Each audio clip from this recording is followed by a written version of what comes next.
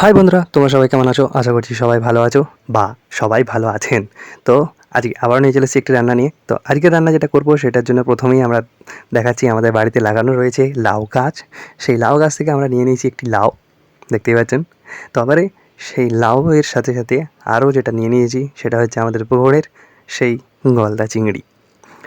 তো প্রথমেই আমরা লাউগুলোকে ছোটো ছোটো করে পিস করে রেখে দিয়েছি এবং আমাদের যে চিংড়ি মাছ যেগুলো আছে সেই চিংড়ি মাছগুলোকেও একদম ভালোভাবে ধুয়ে পরিষ্কার করে নিয়েছি।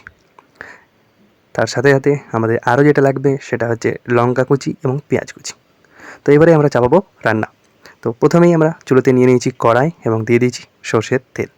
তো সর্ষের তেলটা একটু যখনই গরম হয়ে আসবে তখনই আমরা দিয়ে দেবো আমাদের পেঁয়াজ কুচি এবং লঙ্কা কুচি। তো পেঁয়াজ কুচি এবং লঙ্কা কুচি দিয়ে দিয়েছি। এবারে পেঁয়াজ কুচিটাকে একটু আমরা ভাজবো হালকা করে, বেশি ভাজবো না। তো হালকা ভেজে নিচ্ছি। আর সবথেকে বড় কথা হলো আজকের যে রান্নাটা করব সেটা একটা কড়াই, না তুলার কোনো ঝামেলা না কিছু। তো দেখতে থাকুন। তো অবশ্যই দেখতে দেখতে আপনারা আমাদের ফেসবুক পেজ এবং ইউটিউব চ্যানেলটিকে সাবস্ক্রাইব করে রাখবেন। তো দেখতেই পাচ্ছেন আমাদের যখনই পেঁয়াজগুলো একটু ভাজা ভাজা হয়ে এসছে তখনই আমাদের দিয়ে দিয়েছেন আমাদের চিংড়ি মাছগুলিকে। তো গলদা চিংড়িগুলিকে দেওয়ার পর সেটাকে আমরা ভালোভাবে নেড়ে নিচ্ছি এবং সাথে সাথে আমাদের মাছগুলোও একটু ভাজা ভাজা হয়ে আসছে। তো মাছগুলো যখনই একটু ভাজা ভাজা হয়ে আসবে তখনই আমরা দিয়ে দেবো মশলা। তো মশলায় কী কী দিচ্ছি না, প্রথমেই দিয়ে দিয়েছি নুন, একটু হলুদ গুঁড়ো এবং জিরে গুঁড়ো। তো এখানে আমরা লঙ্কা গুঁড়ো দিচ্ছি না, কারণ আমরা প্রথমেই যেটা দিয়ে দিয়েছি সেটা হচ্ছে কাঁচা লঙ্কা। তো কাঁচা লঙ্কা দিয়েই আজকে আমরা পুরো রান্নাটাই করব। তো এখানে কোনো রকমই লঙ্কা গুঁড়ো আমরা দিচ্ছি না। তো দেখতেই পাচ্ছেন এবারে আমরা একটু দিয়ে দিয়েছি একটু পরিমাণ মতো পানি। তো পানিটা দেওয়ার মেন কারণ হচ্ছে আমাদের যে মশলাটা আছে সেই মশলাটা ভালোভাবে মিশেও যাবে এবং ভালোভাবে আমরা কষতে পারবো মশলাটিকে। তো মশলাটিকে কষার জন্য আমরা যে পানিটা দিয়ে দিয়েছি এবং ভালোভাবে এবারে নাড়তে থাকবো।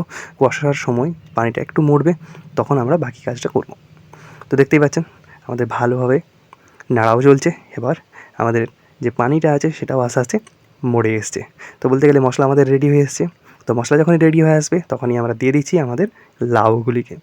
তো লাউগুলো দেখতেই পাচ্ছেন কত ছোটো ছোটো করে রেখেছি।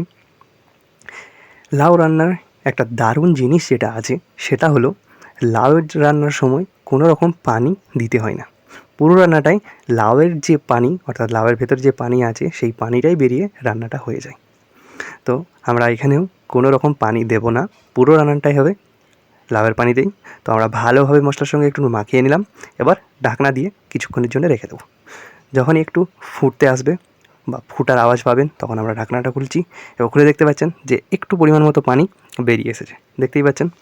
তো আমরা একবার ভালোভাবে নেড়ে নিচ্ছি, কারণ লাউ রান্না করার সময় যখনই লাউ রান্না করব তখন মাঝে মধ্যে ঢাকনা খুলব এবং ভালোভাবে নেড়ে দেবো, যাতে লাউ থেকে পানিটা তাড়াতাড়ি বেরিয়ে আসে। দেখতেই পাচ্ছেন তো আমাদের নাড়া হয়ে গেছে, আবারও ঢাকনা দিয়ে রেখে দিয়েছি। কিছুক্ষণ পর আবারও ঢাকনা খুলব। দেখতেই পাচ্ছেন পুরো লাউ প্রায় সেদ্ধ সেদ্ধ হয়ে এসছে এবং অনেকটা পানি বেরিয়েছে। দেখতেই পাচ্ছেন পুরো একদম ঝোল হয়ে গেছে বলতে গেলে। তো আমরা ভালোভাবে প্রথমে নেড়ে নিলাম এবং নেড়ে নেওয়ার পর আমরা একটু পরিমাণ মতো দিয়ে দিচ্ছি চিনি। তো চিনি দেওয়ার মেন কারণটা আপনারা জানেন, আমরা প্রত্যেক ভিডিওতেই বলে থাকি। তো চিনি দেওয়ার মেন কারণ সেটা হলো একটুখানি আমাদের রান্নার বা তরকারিটার স্বাদ বাড়ানোর জন্য। তো চিনিটা দেওয়ার পর আমরা ভালোভাবে নেড়ে নিলাম যাতে পুরো চিনিটা ভালো করে মিশে যায় পুরোটার সাথে। এবার আরও ঢাকনা দিয়ে কিছুক্ষণের জন্য রেখে দিচ্ছি। কিছুক্ষণ পর যখন আমরা ঢাকনা খুলব তখন দেখতেই পাচ্ছেন যে আমরা ভালোভাবে নেড়ে নিচ্ছি এবং নেড়ে নেওয়ার পর আমরা একবার দেখব যে আমাদের লাউগুলো সেদ্ধ হয়ে এসেছে নাকি। তো দেখতেই পাচ্ছি আমাদের লাউগুলো একটু একটু সেদ্ধ হয়েই এসেছে। তো তখন আমরা ভালোভাবে নেড়ে চেড়ে এবারে ওপর থেকে দিয়ে দেবো ধনেপাতা কুচি। ধনেপাতা কুচি দেওয়ার পর আমরা আর নাড়াচাড়া করব না, জাস্ট ঢাকনা দিয়ে কিছুক্ষণের জন্য রেখে দেবো। এবারে যখন খানিকক্ষণ পর আবারও খুলবো এবং দেখব যে কী অবস্থায় হয়ে আছে। তো দেখতেই পাচ্ছেন একদম ধনেপাতাগুলো বসে গেছে।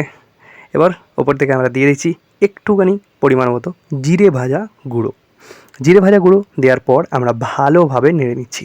এরপরে আর কোনো রকম কোনো কাজ বাকি নেই, জাস্ট জিরে ভাজা গুঁড়ো মশলাটা যেটা দিয়েছি আমরা সেটা যাতে পুরোটার সঙ্গে মিশে যায় তার জন্য আমরা ভালোভাবে নেড়ে নিচ্ছি। এবার শুধু নামিয়ে নিলেই হলো। তো আমরা ঢাকনা দিয়ে নামিয়ে নিচ্ছি। তো আমাদের লাউ চিংড়ি রান্না কমপ্লিট। এবার শুধু খাবো। তো অবশ্যই আপনারা বাড়িতে রান্না করবেন লাউ চিংড়ি। দেখতেই পাচ্ছেন কত সুন্দর একটা রং এসে গেছে। এবং সাথে সাথে আমাদের বাড়ির ফেসবুক পেজ এবং ইউটিউব চ্যানেল দুটোকেই ফলো সাবস্ক্রাইব করবেন, সাথে লাইক কমেন্ট শেয়ার অবশ্যই করবেন। ধন্যবাদ।